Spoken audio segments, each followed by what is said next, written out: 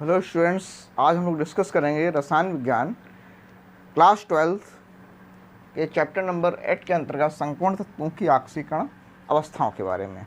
तो स्टूडेंट्स, आक्सीकरण अवस्था वास्तव में क्या होती है कि कोई भी यदि यौगिक है, जैसे मान लिया उदाहरण के लिए NaCl है, तो उस यौगिक में जो भी आयन है, जैसे Na+ है और ये Cl- आयन, तो उस आयन पर उपस्थित जो धनावेश या ऋणावेश है वो उसकी आक्सीकरण संख्या कहलाएगा। जैसे Na+ है तो इसकी आक्सीकरण अवस्था +1 हो गई, Cl- है, इसकी आक्सीकरण अवस्था -1 हो गई।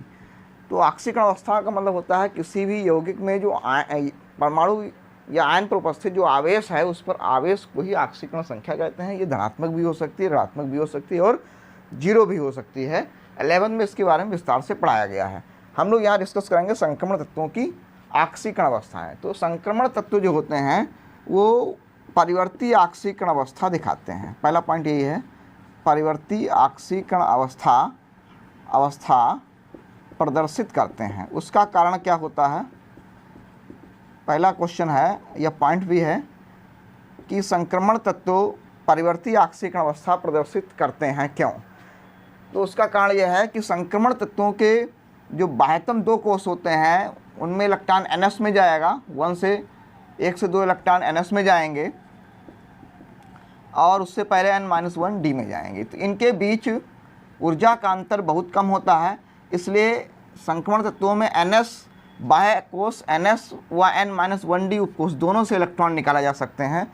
NS उपकोष पहले NS उपकोष से 2 इलेक्ट्रॉन निकल जाएंगे, फिर D से इलेक्ट्रॉन निकलना शुरू होंगे। तो चूंकि इनके बाह्यतम 2 उपकोषों से इलेक्ट्रॉन निकाले जा सकते हैं, इसलिए यहाँ पर एक से ज़्यादा आक्सीकरण अवस्थाएं ये प्रदर्शित करते हैं। तो ये इसका आंसर हो गया कि क्वेश्चन था क्या कारण है कि संक्रमण तत्व परिवर्ती आक्सीकरण अवस्था प्रदर्शित करते हैं, क्योंकि संक्रमण तत्वों के बाह्यतम 2 उपकोष NS व N-1 D उपकोष से इलेक्ट्रॉनों को बहुत कम ऊर्जा देकर निकाला जा सकता है, इसलिए ये एक से अधिक आक्सीकरण अवस्थाएं प्रदर्शित करते हैं या परिवर्ती आक्सीकरण अवस्था प्रदर्शित करते हैं। अब हम डिस्कस करेंगे संक्रमण तत्वों से संबंधित कुछ महत्वपूर्ण पॉइंट्स, आयनन एंथैल्पी के कुछ महत्वपूर्ण पॉइंट्स। देखिए, पहला पॉइंट यह है कि जो संक्रमण तत्व हैं स्कैंडियम से जिंक तक, उनमें से केवल स्कैंडियम ही जो है +2 आक्सीकरण अवस्था में स्थायी नहीं होता है। स्कैंडियम के अतिरिक्त जितने भी तत्व हैं सभी +2 आक्सीकरण अवस्था में स्थायी होते हैं, इसलिए कह सकते हैं स्कैंडियम को छोड़कर सभी 3D संक्रमण श्रेणी के तत्व की सामान्य आक्सीकरण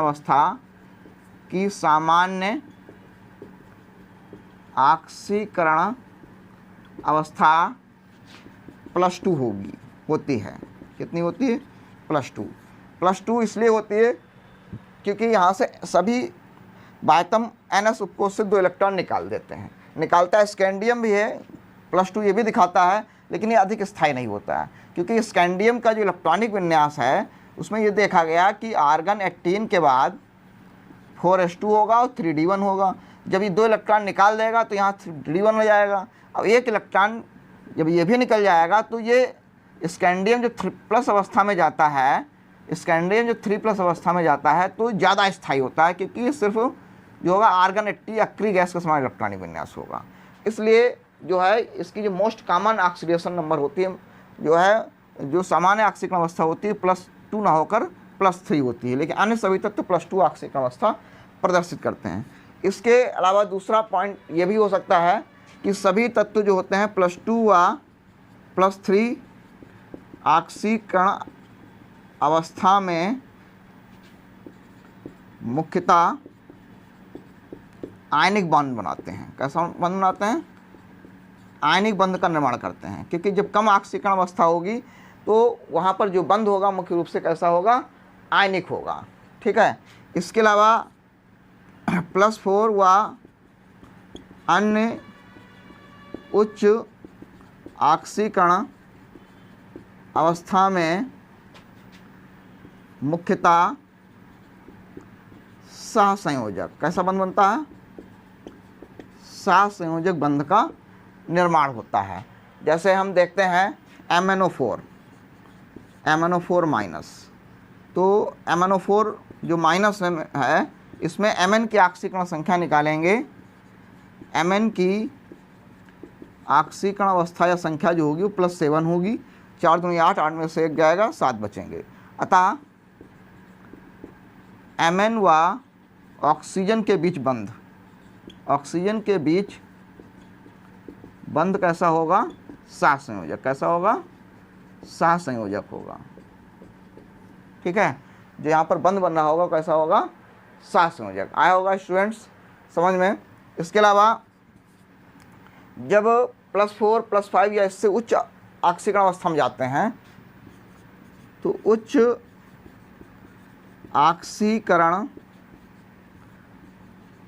अवस्था में तत्व, उच्च ऑक्सीकरण अवस्था में तत्व फ्लोरीन व ऑक्सीजन के साथ, केवल फ्लोरीन व ऑक्सीजन के साथ फ्लोराइड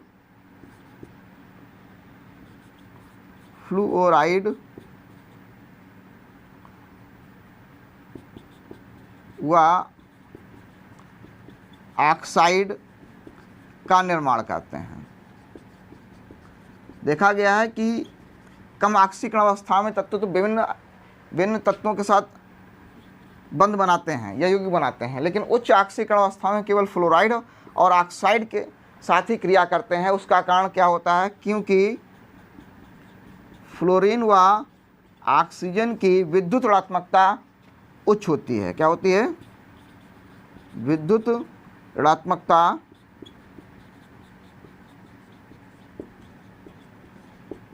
उच्च होती है। तो उच्च विद्युत ऋणात्मकता होने के कारण, होने के कारण फ्लोरीन और ऑक्सीजन की ये दोनों तत्व उच्च ऑक्सीकरण अवस्था में संक्रमण तत्वों के साथ जो है यौगिक का निर्माण कर लेते हैं।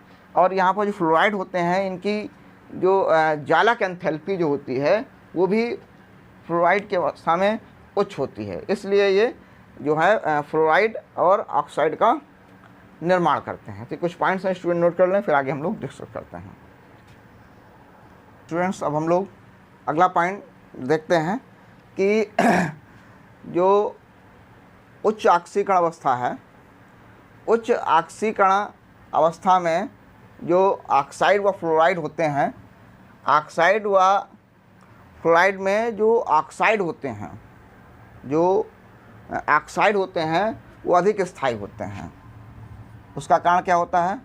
उच्च ऑक्सीकरण अवस्था में ऑक्साइड का स्थायित्व फ्लोराइड से अधिक होता है। फ्लोराइड से उच्च होगा। कारण क्या होगा? क्योंकि ऑक्साइड के रूप में जब यौगिक होगा तो वहाँ पर वो बहुबंध का निर्माण कर लेता है, क्योंकि ऑक्साइड बहुबंध का निर्माण करते हैं, जबकि फ्लोराइड ऐसा नहीं कर पाते। जैसे हम समझते हैं MnO4 माइनस में, Mn2O7 में देखेंगे। Mn2O7 यहाँ पर Mn के साथ देखिए ऑक्सीजन इस प्रकार से मल्टीपल बॉन्ड बना रहा है, बहुबंध बना रहा है, जबकि ये प्रवृत्ति फ्लोराइड में नहीं होती है। तो इस प्रकार से ऑक्सीजन जो है धातुओं के संक्रमण तत्वों के साथ बहुबंध का निर्माण करके अधिक स्थायित्व प्राप्त कर लेता है फ्लोराइड के तुलना में। और अगला पॉइंट हमसे ये कहता है कि उच्च ऑक्सीकरण अवस्था में जो ऑक्साइड होते हैं, ऑक्सो ऑक्साइड की ऑक्सीकरण संख्या उस तत्व की वर्ग संख्या के बराबर होती है। इसको हम समझेंगे।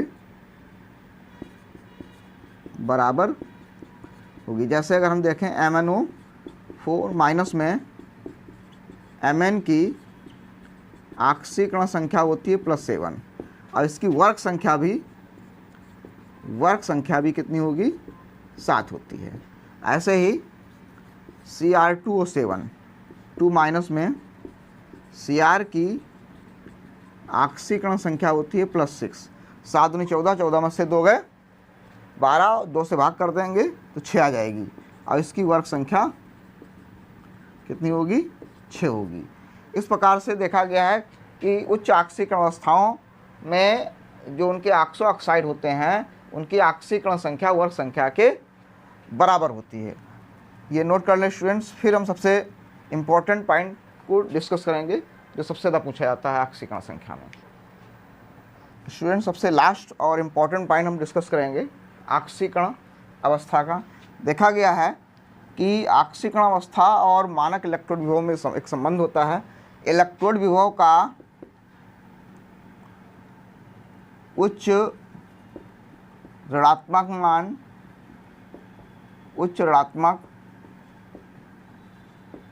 मान या कम धनात्मक मान,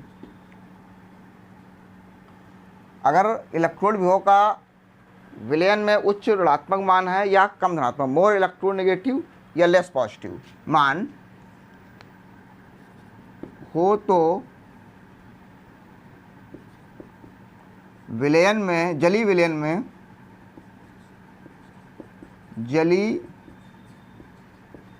विलयन में उस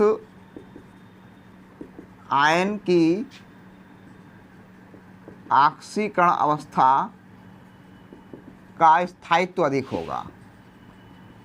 स्थायित्व कैसा होगा, अधिक होगा। यहाँ पर लिखा हुआ है कि यदि मानक इलेक्ट्रोड का मान कैसा है, ऋणात्मक है, अधिक ऋणात्मक है या कम धनात्मक है, तो उस जलीय विलयन में जो आयन बन रहे होंगे उन आयनों का स्थायित्व कैसा होगा, अधिक होगा। इसको हम उदाहरण के द्वारा समझेंगे।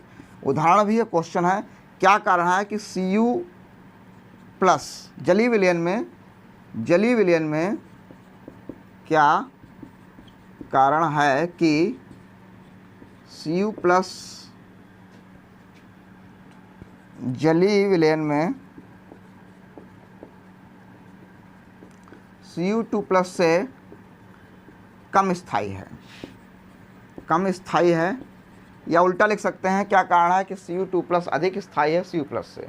तो उसका कारण ये है कि दोनों का इलेक्ट्रोड पोटेंशियल निकाला गया, Cu+ Cu का, तो ये होता है +0.52 वोल्ट, और Cu2+ का निकाला गया तो +0.34 होता है। तो देखा ये गया कि Cu2+ का जो है इलेक्ट्रोड पोटेंशियल कम धनात्मक है, ये कम धनात्मक है। तो हमने बताया भी कम धनात्मक, ये कैसा हो गया, अधिक धनात्मक।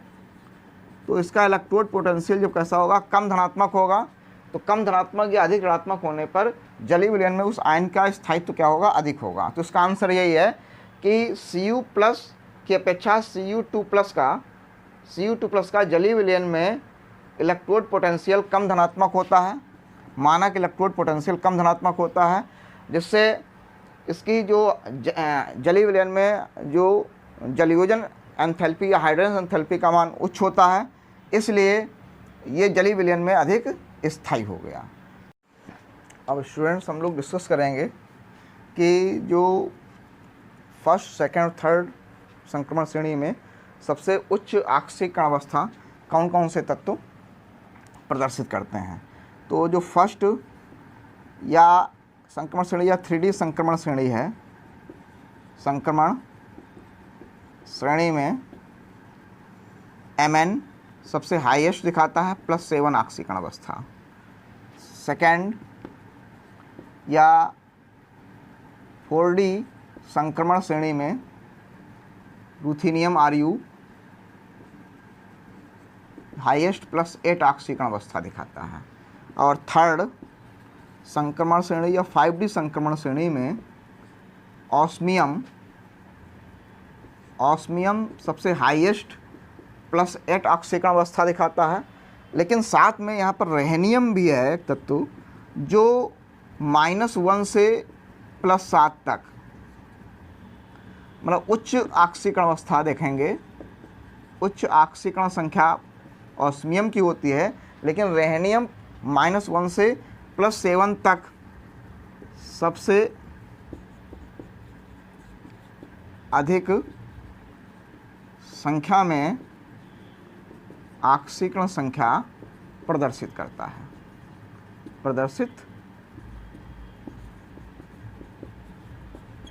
है, तो इस प्रकार से स्टूडेंट्स जो है अलग अलग श्रेणी में अलग अलग तत्वों हाईएस्ट ऑक्सीकरण संख्या प्रदर्शित करते हैं। अगर पूछा है फर्स्ट ट्रांजिशन श्रेणी में सबसे उच्च ऑक्सीकरण अवस्था एमएन की, सेकंड में रोहेनियम की, थर्ड में ऑस्मियम की हाईएस्ट होती है, लेकिन रेहनियम सबसे अधिक ऑक्सीकरण अवस्थाएं प्रदर्शित करता है। तो आज स्टूडेंट्स हम लोगों ने सीखा ऑक्सीकरण अवस्था या ऑक्सीकरण संख्या का डी ब्लॉक तत्वों के लिए परिवर्तन। अब हम लोग, अगर वीडियो अच्छा लगा हो तो स्टूडेंट शेयर और लाइक कर दें। Thank you.